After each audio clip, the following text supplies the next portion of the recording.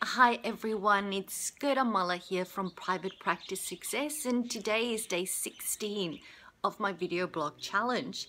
And it's Saturday, of course, the 2nd of July, and I hope all of you have been good citizens and have gone out and voted in this year's elections.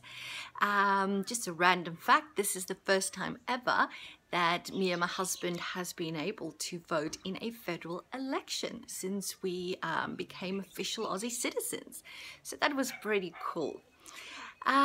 What I wanted to share with you today is just clarifying around my two group private practices, because people always ask me this question around the two practices, and most of the time people assume that my Logan Home and my Kapalaba practice is more or less two practice locations, you know, where you might have your practice in one area but also have like a second set of rooms somewhere else.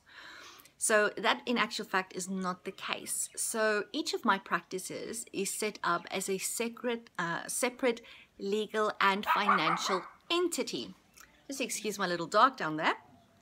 That means that each of them is set up as their own company, set up with their own ACN, Australian company number. They have their own Australian business number. They have their own set of bank accounts, their own tax file numbers.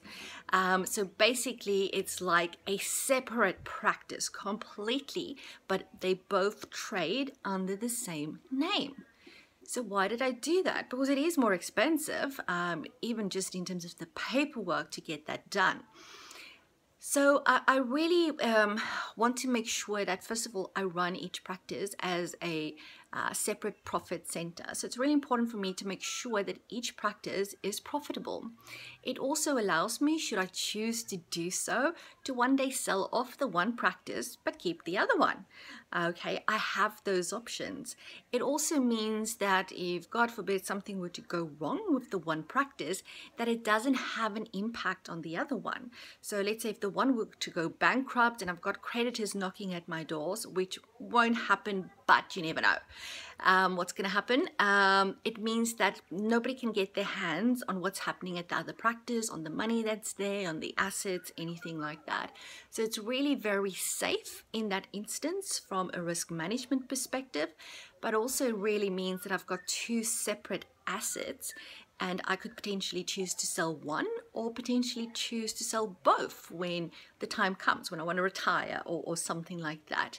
And I always like to give myself options, because I never know what the future holds. I might choose to change what I do. I might choose to change how I do it. I might decide to sell one, take the money, go and travel the world. I don't know. That's not the plan right now. I'm still very much committed to my two practices for the next 5-10 years. But I like to plan, I like to forward think, and I like to make sure that I make the right choices now so that I have a lot of options when the time comes. I'm happy to answer any questions around this. If you've got any, please just pop it down below in the comment section, and I'll speak to you again soon. So this was Gerda from Private Practice Success, and I'll speak to you again tomorrow. Bye.